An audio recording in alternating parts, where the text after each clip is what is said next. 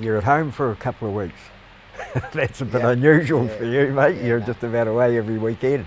Yeah, I just did a massive tour that took me to 2 different cities in Australia, and Auckland a couple of times for like a day or less than 24 hours, so back out to Vegas, and then eventually out to New York and then back to Auckland. So yeah, it's pretty, sick of travelling. Did you wear the bush shirt to the film festival?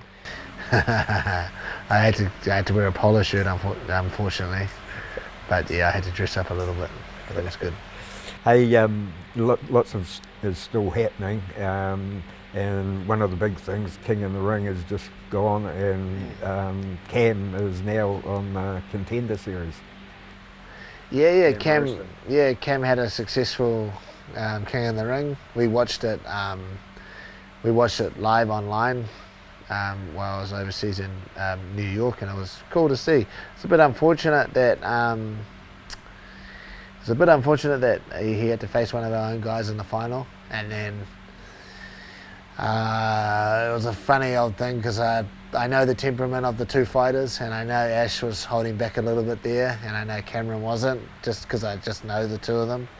So that is what it is. You make an agreement when you put 2 people in the tournament. Should they make it to the final and face each other, they're professionals. It's a professional show. You've got to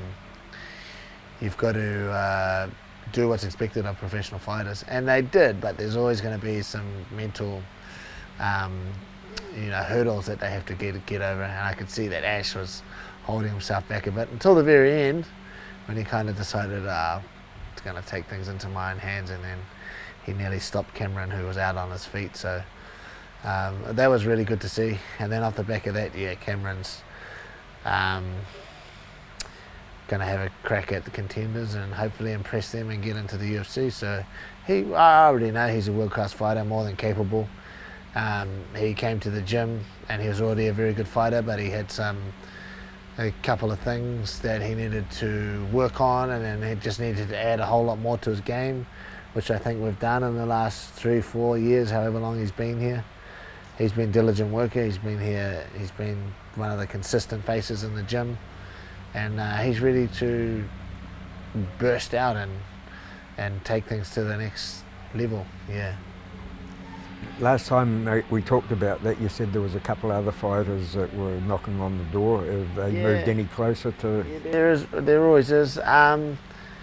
Not any closer, but it's still, everything's still in play. Like negotiations are, at this level, are always just constantly going on, toing and froing, backing and forthing. So hopefully we'll have a couple more doing a Contenders at least. Yeah.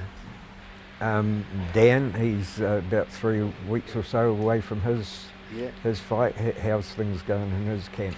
Dan's firing on all cylinders, and he's looking really good. We've got a pretty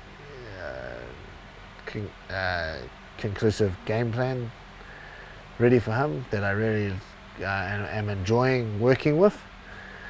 This game plan, and it's a lot of input from the other coaches and a bit of input from myself, so I'm just looking forward to Dan going out there and executing. Dan, and of course on the big card of Volk, tell us a little bit about his camp. How's things going there? No, Volk's going awesome. I talked to Joe just the other day, and things are going really well over there. He's got Blood Diamond and Carl over there at the moment. Carl Van Roon, who I think are great sparring partners and will contribute a lot to that camp for many different reasons, and some of those I won't go into. But yeah, he is a unique fighter, and all fighters are very unique, and you can never find training partners that will imitate them exactly. But what you can do is, amongst a whole group of training partners, is you can find certain traits that are very similar, and it's a mix. And then you mix and match your sparring partners, and if you've got enough resources, if you've got enough sparring partners, you can normally have a pretty good mix in there that give the different people fighting the right look. And I think Carl Van Roon Blood Diamond will make a tremendous contribution to the camp, as well as all of Volk's regular team. And I know Joe's Uncle Joe Lopez, he's cooking up something special for this fight. So yeah, that's going to be it's just going to be one of those big nights. Yeah. Dan, you know, one of the best lightweights in the world, Volkanovski, the best pound-for-pound fighter in the world, fighting on the same show, Las Vegas, T-Mobile, doesn't get any bigger. So, yeah. Well, one that might give it a run for its money is Sydney in September. Camp's sort of starting to get ready for that. Yeah, well, I mean, we're in the preparatory stage. Izzy's like back in the gym and just kind of getting his body back into the groove. He's had some really big obligations overseas with different things, obviously the film and other sponsorship and endorsement opportunities he's had. He's back in the gym nice and early, just getting the body back on the grind before he enters into another hard camp to face whoever he's going to face. We're not sure yet. But yeah, that card will be a big card. I know Carlos is already locked in. I know Tyson is looking at a fight. I know Kai's looking at a fight in negotiation. So Tyson and Kai are in negotiation now. So that's, you know, if you add Izzy to the mix and Carlos, that's 4 guys there, and we're hoping to get another one. So it could be the one. It could be maybe the first time CKB ever has 5 on a card. We've had 4.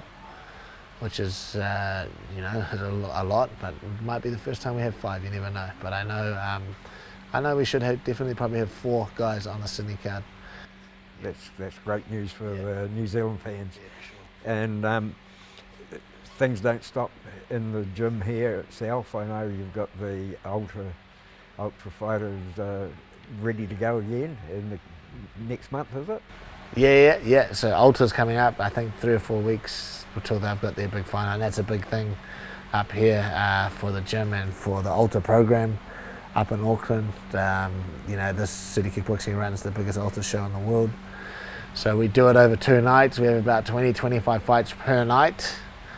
All new people to the sport that have been doing 5 months training, and we've just opened their eyes to the sport, and we've taught them about just a different lifestyle, a martial arts kind of way of life.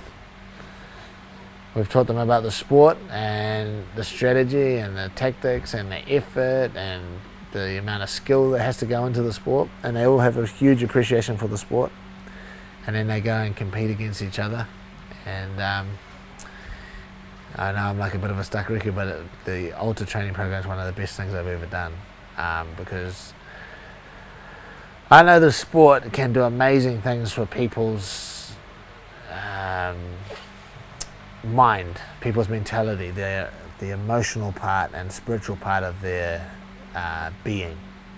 I know it does tremendous things for that once you open your eyes to it. And I know all those people are going to get touched by that experience. So, and I am a small part of that. So it's a really cool fight night, one of the best fight nights ever. So yeah, I'm looking forward to that. And on one of those nights, I've got a professional fight. I've got Faith Van Duren fighting Virtue, my ear. So that's pretty cool. That's an easy fight that's an easy show to put a professional fight on, because a lot of people buy tickets for those shows, and there's always a massive crowd there. Sometimes many times bigger than your normal average fight crowd. So yeah, I'm looking forward to that. There's something else that's just been announced, and seen a video come out today where a TV show being filmed here in the gym, and can you tell us a little bit about that? Yeah, so I mean, we've been working on a little bit of a project here with a few different agencies, to be honest, and production team, but we've finally kind of pushed over the line that we're going to have a little bit of a reality show here in the gym. And basically the premise of the show is there's going to be 8 contestants competing for, or 6 to 8 contestants competing for a place on the City Kickboxing professional fight team, and they get a scholarship to come and train and be part of the fight team, and their scholarship includes all of the expenses paid. So training, accommodation, flights here, transport, living allowance, all gets paid for a year. So that's a pretty cool prize. It's not something I've never been able to offer anyone, and I always get a lot of interest about people coming to the gym, and I'm pretty conservative about that. I kind of keep things very in-house, but I'm going to give something like this a crack. Let some lucky applicants apply, and then kind of sift through the applicants, see who are the best ones, and then fly them up to Auckland or from overseas into New Zealand, because it's open to like basically all of Oceania, so the Pacific Islands, Australia, and obviously New Zealand, and it's for professional fighters, but it's for amateurs who are willing to turn or on the verge of turning professional as well. So, and that's male and female. So that's pretty exciting. That's something, although I've had a little bit to do with the film and television industry, I've never been this involved in it. So it'll be something different. It'll be a different experience. It'll be something cool. But the thing I'm most looking forward to is just having these young men and women around, and just feeding off their enthusiasm and their drive, and their willingness to be a part of the sport and a part of the team. So that'd be pretty cool. That'd be pretty exciting. It'll be something different to go through. Okay, well, I think we better put the details down below, and anybody watching this can get on board. Yeah. Chuck a link down there, something. But I'm sure there'll be plenty of advertising and marketing around it. But yeah, go to the link below. Good on you, mate. Good. Cheers, thanks for that. Yeah, cool. Yeah, that part you'll save for later, yeah? Well, I won't put yours on till